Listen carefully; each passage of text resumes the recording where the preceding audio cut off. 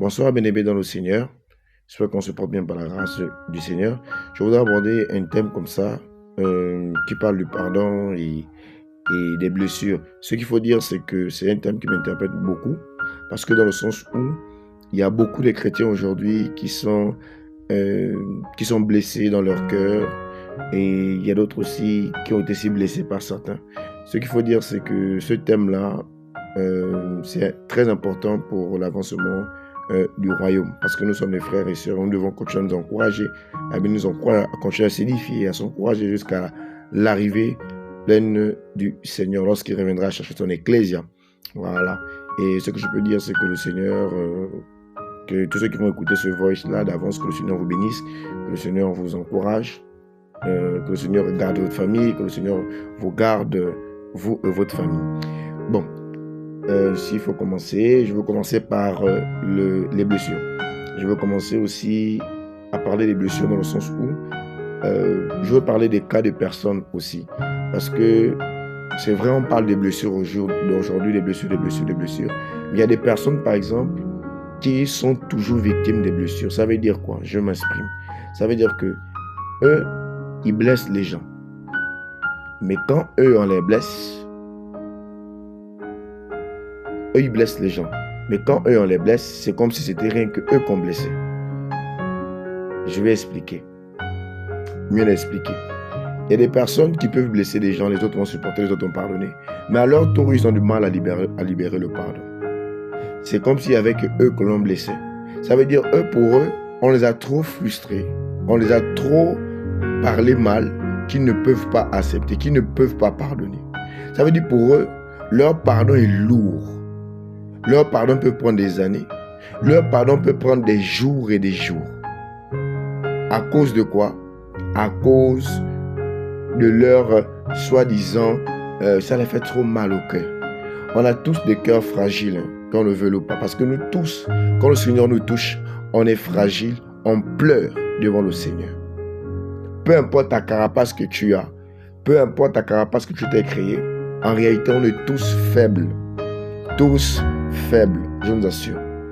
Et ce genre de personnes-là, c'est des personnes qui sont hypocrites selon les Écritures. Pour eux, ils ne doivent pas pardonner aux autres. Mais les autres doivent toujours venir leur demander pardon. Car c'est eux que l'on blesse toujours. Comme si eux, ils ne blessaient pas les autres. À chaque fois, c'est toujours l'autre qui va toujours faire le sens inverse pour venir demander le pardon. Mais à quand toi, tu viendras demander pardon? Mon frère, ma soeur. À quand vas-tu arrêter de jouer la victime? À quand vas-tu arrêter de pleurer? À quand? Il est temps, dans le temps de la fin, à faire la part des choses. Et ces gens de personnes-là ont toujours la haine. Ces gens de personnes-là ont toujours de la colère vis-à-vis des autres. On regarde toujours les autres mal. Que le Seigneur vous délivre de cela. D'arrêter avec l'hypocrisie. L'hypocrisie ne vient pas du Seigneur. Il faut aussi demander à l'autre pardon. La Bible nous demande de se pardonner mutuellement. C'est pas rien que d'un seul côté. Non, le pardon est mutuel. Je voulais aussi toucher aussi un autre aspect par rapport aux gens qui sont blessés. Je veux dire par là que les blessures, ça arrive dans la marche chrétienne, ça arrivera toujours. Le Seigneur lui-même, on l'a humilié, on l'a parlé mal, on l'a blessé, on l'insulte, on l'a traité de Belzébub, donc de Satan, tout ça. On l'a traité de beaucoup de choses. Mais le Seigneur, qu'est-ce qu'il a fait? Il a pardonné. La Bible dit qu'il est parti à la croix pour mourir pour nous.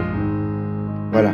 Le Seigneur a assumé les blessures, il a assumé le rejet, il a assumé beaucoup de choses à cause de nous. Il a pardonné. Et la Bible va nous dire quoi? Que lorsqu'on vient à Jésus, le Seigneur nous a pardonné de nos péchés, il a oublié. Mais il y a d'autres qui pardonnent en Christ, soi-disant. Mais en réalité, ils gardent la douleur, ils gardent la chose. Et une petite chose comme ça se déclenche. En réalité, tu n'as pas pardonné. En réalité, tu as encore des choses dans le cœur. Mon frère, ma soeur, je te conseille vivement de régler ça avec le Seigneur. Et quand on voit ce genre de phase-là, c'est parce qu'on s'éloigne déjà de Jésus. Parce que ce qu'il ne faut pas oublier, c'est que notre modèle par excellence, c'est Jésus-Christ de Nazareth. Christ et Christ crucifié. La Bible va nous dire que notre modèle, c'est Christ. Mais beaucoup aujourd'hui ne copient plus Christ. Parce que Christ, lui, il pardonnait. Christ, lui, il disait, il savait s'abaisser même avec ses disciples. On va voir qu'il a lavé les pieds de ses disciples. Mais on n'a plus le caractère de Jésus. C'est pas parce que je veux aussi toucher les personnes qui ont plus d'années dans la foi que d'autres. Tu peux avoir 15 ans dans la foi, mais tu ne grandis plus, tu stagnes à cause de quoi? Des blessures. Parce que nous sommes des vases que le Seigneur remplit. Mais si toi tu es un vase qui est rempli que des blessures, le Seigneur ne pourra pas t'utiliser. Le Seigneur ne pourra plus t'utiliser. La Bible le reconnaîtra par leurs fruits. La colère n'est pas un fruit. Ou du moins la haine n'est pas un fruit du Seigneur. Tu as la haine, le Seigneur ne peut pas t'utiliser. Tu as la colère violente, le Seigneur ne peut pas t'utiliser. Quand je parle de colère, je suis en train de parler d'un sens bien précis. Parce que même le Seigneur s'est mis en colère. Et vraiment, réveillons-nous.